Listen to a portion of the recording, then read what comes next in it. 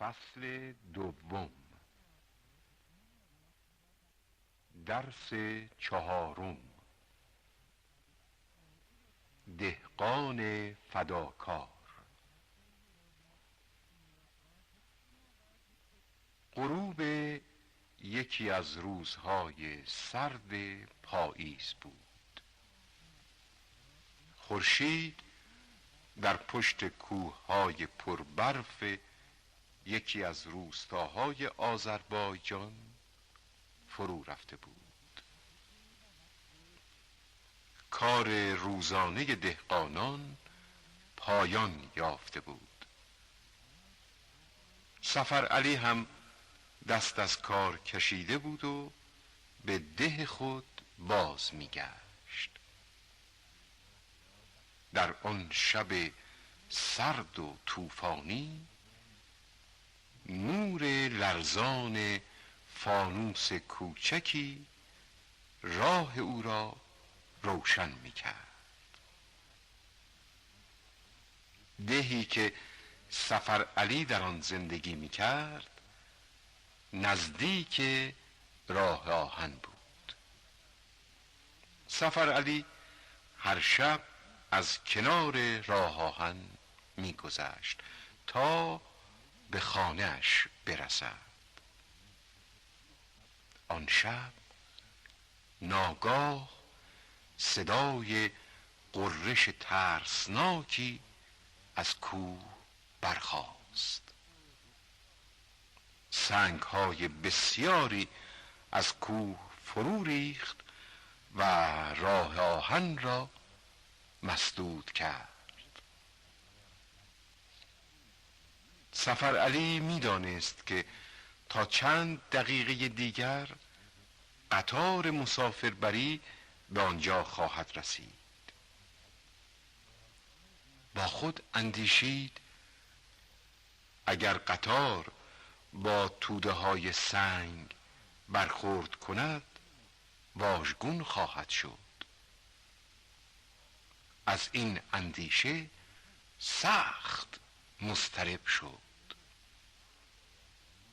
نمیدانست در آن بیابان دور افتاده چگونه راننده قطار را از خطر آگاه کند. در همین حال صدای سوت قطار از پشت کوه شنیده شد که نزدیک شدن آن را خبر می‌داد. سفرعلی روزهایی را که به تماشای قطار می‌رفت به یاد آورد. صورت خندان مسافران را به یاد آورد که از درون قطار برای او دست تکان می‌دادند. از اندیشه حادثه خطرناکی که در پیش بود قلبش سخت لرزید. در جستجوی چاره‌ای بود تا بتواند جان مسافران را نجات بدهد. ناگهان چاره‌ای به فکرش رسید. در آن سرمای شدید به سرعت لباسهای خود را از تن درآورد و به سر چوب دستی خود بست. نفت فانوس را روی لباسهایش ریخت و آن را آتش زد و مانند مشعلی به دست گرفت. سفرعلی در حالی که مشعل را بالا نگاه داشته بود به طرف قطار دوید. راننده قطار با دیدن آتش دانست که خطری در پیش است. ترمز را کشید. قطار پس از تکانهای شدید از حرکت باز ایستاد. راننده و مسافران سراسیمه از قطار بیرون ریختند. با دیدن توده های سنگ و سفر علی که با بدن برهنه در آنجا ایستاده بود، دانستند که فداکاری او آنها را از خطر بزرگی نجات داده است. همگی از او تشکر کردند. می‌خواستند به او پاداشی بدهند. سفر علی گفت: من این کار را برای رضای خدا و نجات شما هموطنانم انجام دادم. پاداش من این است که موفق شدم شما را نجات دهم. سفر علی، دهقان فداکار، شادی آن شب را هیچگاه فراموش نخواهد کرد. مترادف: دهقان، کشاورز، فداکار، از خود گذشته،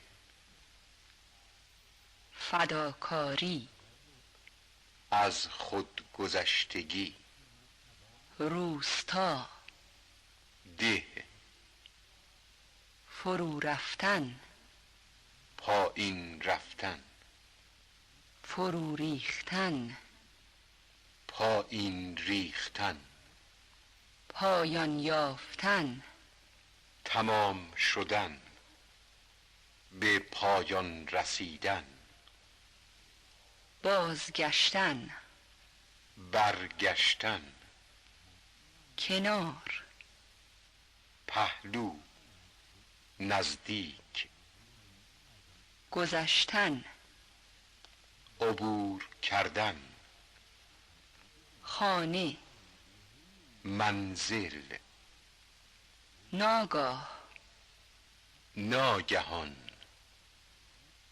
ترسناک، وحشتناک، هولناک، برخاستن، بلند شدن، مسدود کردن، بستن،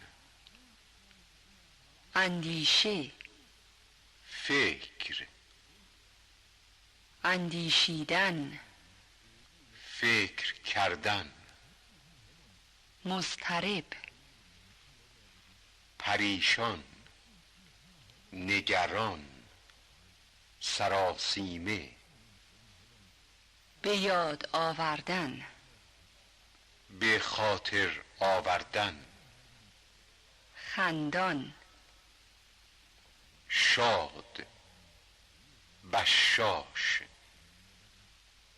درون، داخل، حادثه، واقعه، اتفاق، قلب، دل، خطرناک، پرخطر، چاره، علاج، جان، زندگی، سخت، به شدت، شدیدن، شدید، سخت، سراسیمه، مضطرب، پریشان، نگران، برهنه، لخت، بدن، تن، همگی، همه، تشکر کردن، سپاسگزاری کردن، برای، به خاطر، پاداش، مزد، جایزه، انعام، رضا، خوشنودی، رضایت، خدا، خداوند، شادی، خوشحالی، هیچگاه، هیچ وقت، هرگز، فراموش کردن، از یاد بردن، متضاد، فداکار، خودخواه، فداکاری، خودخواهی، غروب، صبح، سرد، گرم، سرما، گرما، روزانه، شبانه، فرو رفتن، بالا آمدن، پایان یافتن، شروع شدن، آغاز شدن، روشن، تاریک، نزدیک، دور از، مسدود کردن، باز کردن، به یاد آوردن، از یاد بردن، فراموش کردن، خندان، عبوس، گرفته، درون، بیرون، خارج، خطرناک، بی خطر، شدید، ملایم، سر، ته، سراسیمه، آرام، رضا، ناخشنودی، هیچگاه، همیشه،